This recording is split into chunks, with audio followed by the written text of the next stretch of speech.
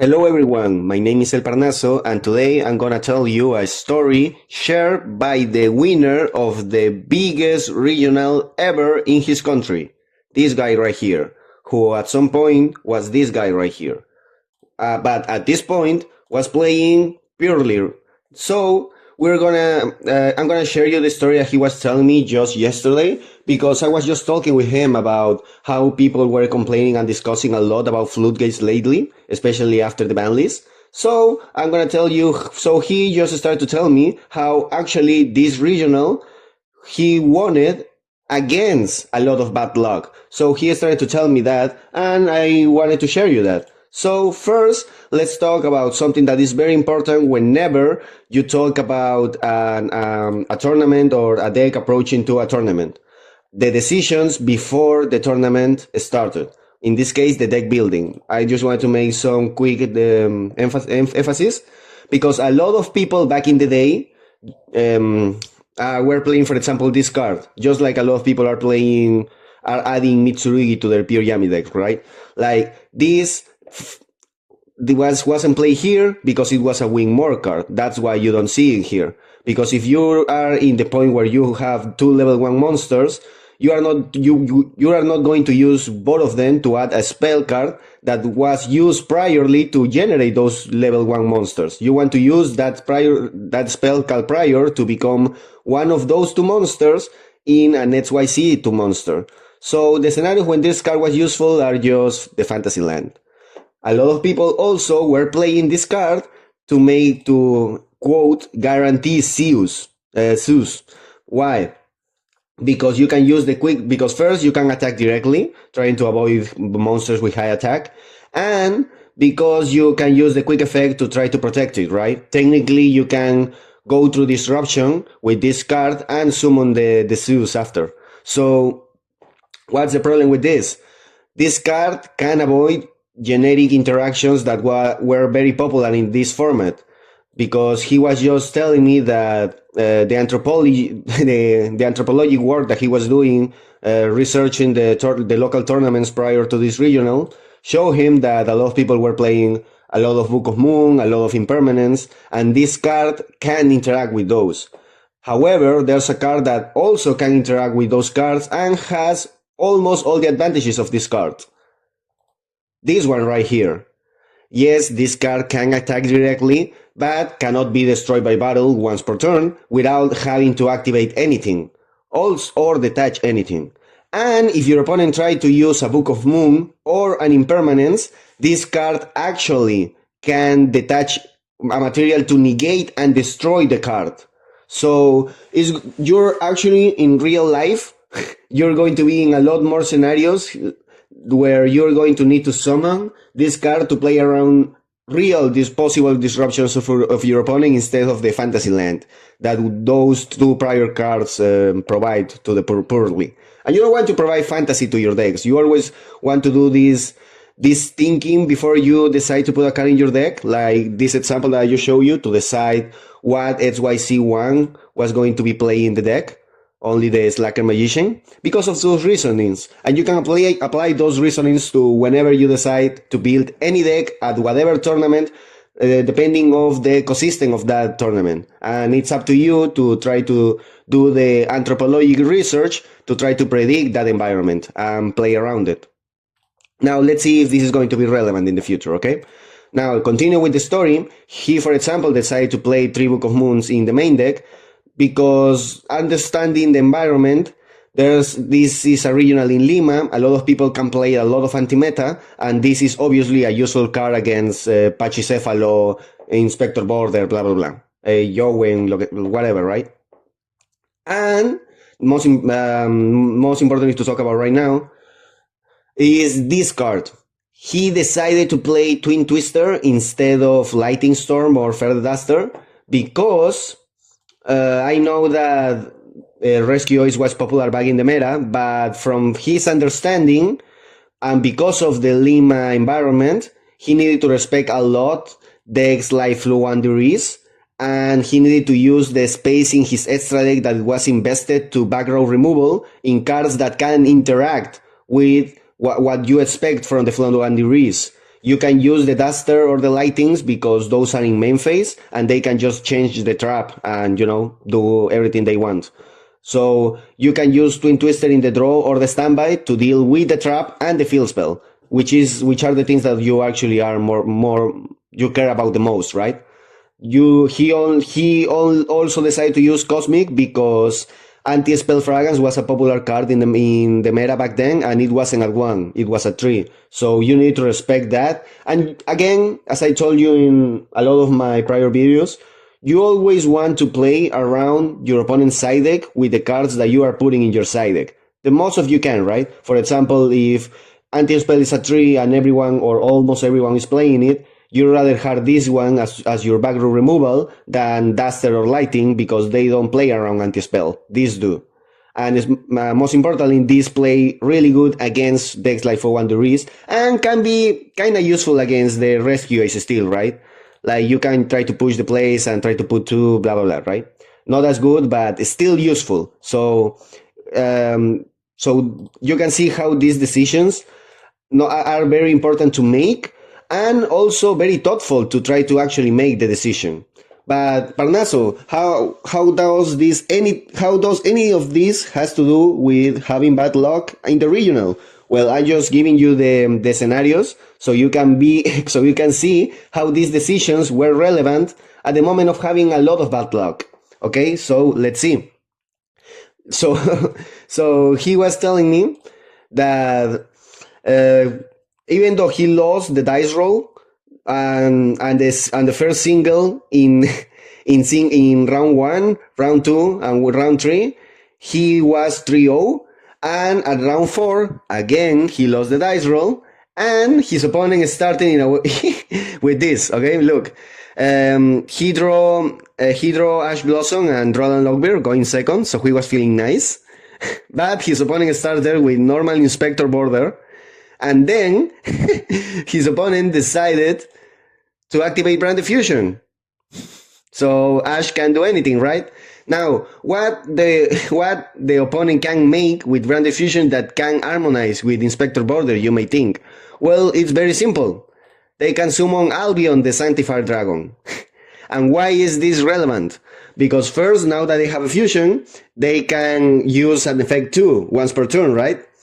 And because the requirement of this card is specifically a light spellcaster, and because this card allows to special summon any monsters in the graveyards, they can send Yawen, the Spiritualist, to the graveyard.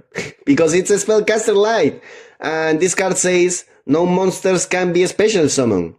So, my opponent had Inspector. He used this in draw phase. He special summoned the Filing of Albas in defense in my field, in his field. And, Filing of Albas has 0 defense. This guy can do, you can do anything against him because you can do anything about the special summon. It's single one. So I just lose, right? Like he was telling me. So I just lose, right, Parnaso? However, he decided to keep focus. He decided just to not get frustrated by this. He decided to keep playing, and at single 3, because he had not only the 3 Book of Moons, but the 3 impermanents, he had a lot of ways to interact with their opponent's cards, because he also have 5 different cards against back row removal. So he could won that game at the end by one in single 2 and single 3. So hopefully he won't have that bad luck again, right? So he's going for round 5. He lost the dice roll. He lost single 1, but he won the match regardless at the end because he keep himself focused. It's very important to try to not lose to yourself whenever you have bad luck or tough luck or tough results. You just try to do the best that you can. That's all you can do and all you can control. So keep focus on that and try your best. Now, it's round 6, right? It's 9 rounds in total. And he is feeling nice, obviously, right? Like he is dealing against a lot of bad luck at this point. 5 dice roll lost, 5 single 1 lost, 1 branded Yawen Inspector Border, blah, blah, blah. And he's still 5-0. However, he is going to face at round 6 his biggest opponent. Literally, the only opponent in the whole tournament that he decided to build a deck note against him because he knew that he was going to lose regardless. This guy. The guy that I test with, Chico Dino. If you like random bullshit and you understand Spanish, you can subscribe to him. Well, the thing is that this guy was playing this card right here because he was playing Kashtira Scarecrow. And the most relevant thing about this card is here. All face-up monsters on the field are changed to defense position, unaffected by the activated effects or of defense position monsters. Now tell me, if you're playing pure Yami, what the F do you do against that card? You can do nothing. You can even Book of Moon it because it's a link.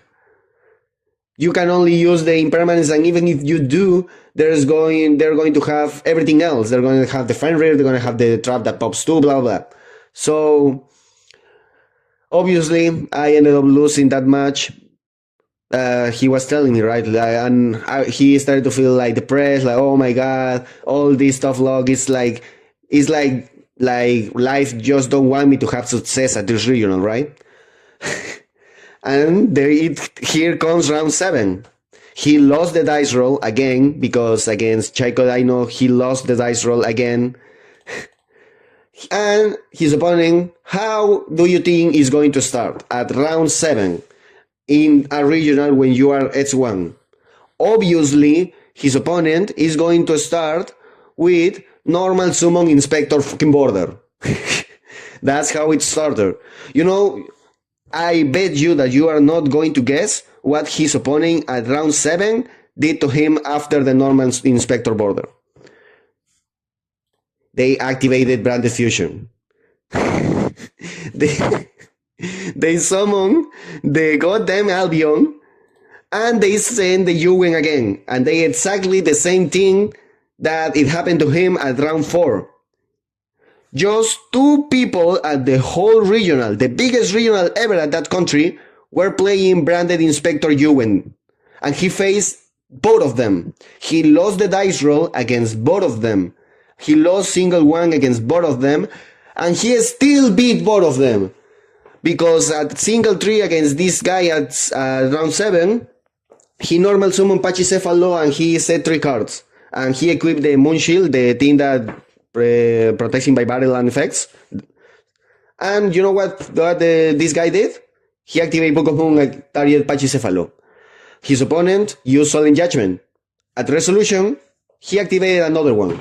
Because he played 3, because it's not once per turn, and because this card is a card that is not only really good against the current meta at that point, but also against the random that you can expect, which is the reason why this card was in the deck. You see? Those decisions matters. Those decisions provide scenarios when you can win, because there was another duel against these two that I activate an impermanence, it got Judgment, and a resolution I use a Book of Moon. So it's very important to build your deck trying to think these things, because these things are going to matter. See, you can see how, regardless of that really heavy bad luck that I'm telling you until this point, he's still H1.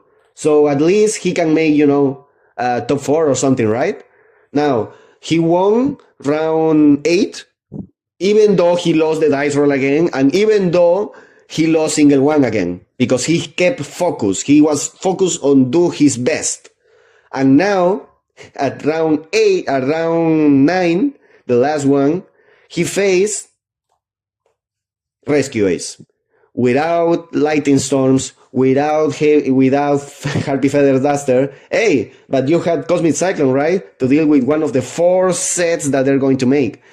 So it was tough, right? And the guy that was playing this deck was really invested in this deck. Like, the guy literally went to the tournament with a legit firefighter costume, like the legit one. So the guy was really invested in this deck and knew the hidden tech for this deck, because he did the gigantic sprite combo that not much people knew back in the day, and he summoned this. He even decided to summon this instead of the of the Ibli because he was playing around possible Linkuribo, which was a card that was started to become kind of popular in the meta. So he played around that and he used this instead to get hand information and blah blah, blah, right? So he saw my full hand. He at single tree. We are at single tree. I didn't draw any hand trap. He saw my engine cards and he saw my twin twister. So he used the turbulence effect. He set the 4, but when he set the 4, he didn't shuffle his hand after he showed me the 4 cards. And therefore, because he didn't shuffle the cards, and because this guy that's telling me the story decided, even though all this bad luck through all day, to keep focus, to keep doing the best that he could, he realized that the set cards weren't shuffled. He remembered when he showed them which card was each one, and therefore that twin twister could pop the 2 traps of the Rescue Ace deck. Now you will say, oh my god, after that he won, right? Well, he was dealing with the board, blah blah blah. Just if you're curious, he ended up using this as cost for this one. But besides that, there's a point where he has 2 level 1s on the field, and he has 2 cards in hand. I'm talking about this guy. Now, with these 2 level 1s against the Rescue Ace monsters, because he already used the 2 spell cards and the 2 traps were pop. However, there was still a set card unknown on the field. You know what this guy decided to do? He decided to summon this card. Because it doesn't matter that Turbulence or whatever monster was there was in attack position or defense position, this card can attack regardless. Because it won't be pop. Because it can protect itself. Now, the opponent already used the Rescue Ace to try to set, so that was already dealt.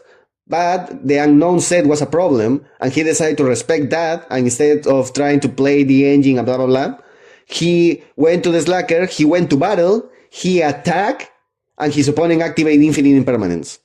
Obviously, he chained the Slacker Magician, the opponent read the Slacker Magician, he realized the situation, he couldn't do anything about it.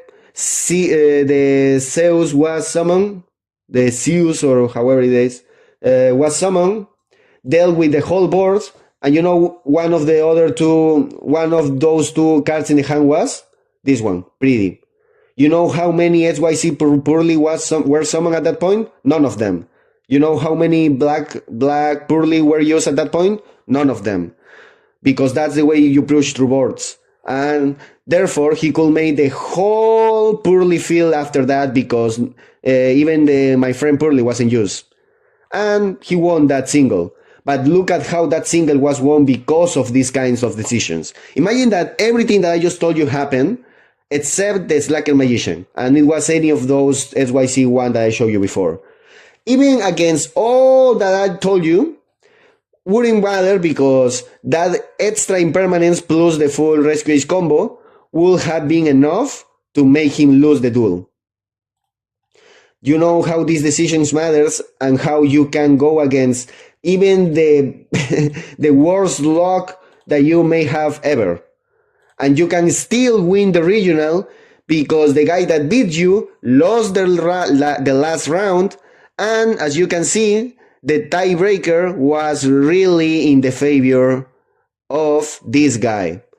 So don't complain and try instead, or what I'm trying to say with this story and what I want you to learn from this story is that you may start to play, if you start to play around the cards that you are complaining about, you're going to see how Yu-Gi-Oh! And the real value of Yu-Gi-Oh!